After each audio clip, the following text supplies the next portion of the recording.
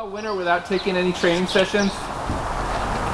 And I had this lovely young horse, one of my favorite horses of my whole career. Now bring your hip forward and close your leg a little bit. So I work him all winter. I bring him up to a jump school with Denny in the spring thinking he is gonna love this horse.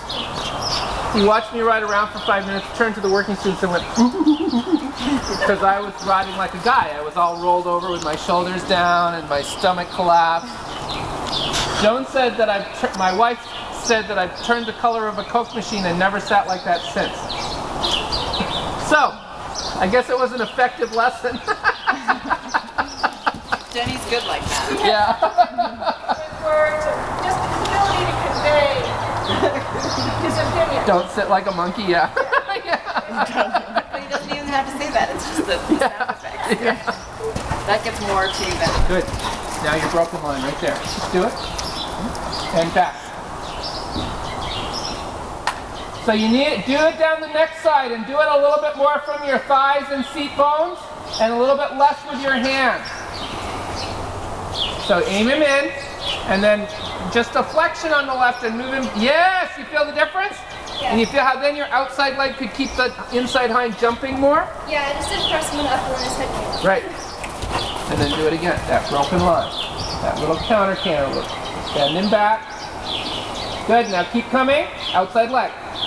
Now do a 10-meter circle to just put that in play. Bring the shoulders around your thigh. Make him sit on that inside hind without losing the shoulders outside the circle. Good. Now do a medium down your next long side. Little medium canter. Swing your hip and close your leg and let his neck get longer. So that's a nice working canter. Come down your next one and do a bloody medium. Go on, go for it. That's it. Come on, swing your hip, go for it a little bit. That's better. And then at the end, give a little half halt and put them back together. And then do a broken line coming out of the turn down there. Keep him jumping off your outside leg. Keep your hip in the rhythm you want to sit in. And a little flexion and roll him back with the leg on both sides. There you go. And then your 10-meter circle. Just sit up, look left, outside leg. A little flexion on your inside rein. Sit, turn him with your outside leg. Sit, hips forward, lift up through your tummy. Relax your shoulders. Yeah, good. Half tap. Outside leg. Flexion. Yeah. Good girl. You lost your bend. You had 3 or 4 good strides, and he's like, the hell with this, I'm turning it into a leg yield. Try it again. Yeah, that's it. Try it again, and just use that outside leg a little more and keep that inside leg right at the girth. And roll him in, roll him in, roll him in. That's it, good boy. And then turn left. Yeah. Bring your hip forward and kick him up to your outside half halt. Bring the shoulders in. Good. And trot. Better. Yeah, Denny, I was just down there for a while in Cedar Pines. He put this one post up there. He said, it's really rewarding when you see the fat old guys keep up with the young whippersnappers. Well, it was a picture of me. He's good like that. Oh no. It's only because he knows you can take it. Yeah.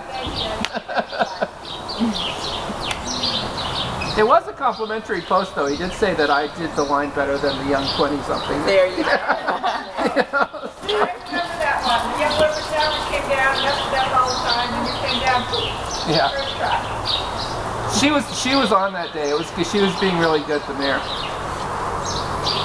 That's lovely. You see how now he's not outside the circle so much on your outside shoulder? Yeah. That you're turning that shoulder in and kicking through his spine more.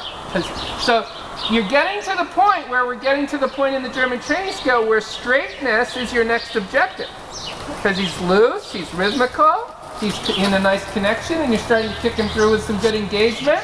So then you've got to give up that little cheat of letting the shoulders slide out to keep him soft, and he has to be soft when he's lined up through his spine, huh? Yeah, better. Much more lined up. I hate the word straight because it implies the horse is supposed to be like a ruler. The term alignment is much more appropriate. Bring the horse around on the alignment of the circle with his shoulders and his hips lined up on the turn. Yes, good. Then power him up with your outside leg. And bring your hip a little forward and bounce him up to the contact. Make him bounce your belly a little more. You ever seen that Sally Swift book, Centered Riding, where that little beam of light comes out of the girl's tummy? Make him do that. Make him kick that little beam of light up towards his ear. Flexion on the left side. Keep him soft. Keep him soft. Don't let him tighten. There you go. Better. There you go. Now his hocks are more pushing up through his neck. And then he wanted to do what with his shoulder? Yeah, he's like, okay, I'm going to slide that sucker out the side now. Yeah. A little bend around your thigh, flexion on the left side, but don't lose the shoulder when you put the flexion and bend on him. And then bring your hip to your hand and line him up from your outside leg through your outside seat bone to your outside hand to the bit. Without pulling harder. It's a forward correction, not pulling harder on the outside rein. It's alignment, not collection. You're not trying to collect off your outside rein, you're trying to line up. There! So you need to ride forward to line them up. That's it! There you go. There you go. A little harder to sit the trot then, right? You pay extra for that. There you go. Come around your thigh. There! Super! When I'm going and giving clinics and I do the little intro talk to some people sometimes and they say, well, my horse is really comfortable, that immediately raises the red flag in my mind. Yeah. Oh, they're really comfortable. I'm like, uh-oh. You're going back. Not going to have any gaits. There. That was awesome. So what happened there? Yeah, no pacing. No pacing. There. So what happened there was you added more straightness to what you had achieved. So, you know, you're working yourself up the German training scale and you've gotten to the point where you're starting to do some straight. You got to be straighter. You can't let that little cheat of that little loss of the shoulder to the outside to keep the horse soft. You have to line that shoulder up and kick him through and make him be straight in his spine. Because you're to that point with the work now. Yeah. And then he gets... I'd hear you say that to me. Huh? I never thought I'd hear you say that to me. Well, that's where you are. What do you mean don't blow on his shoulder? That's just warm up there. Right? Now the key, when you start trying to line the horse up on the outside rein, is, and you felt yourself trying to go there, it's not just about pulling on the outside rein, huh? Yeah. Because that's what everybody does when they start playing with that. They just increase the pressure in the outside rein.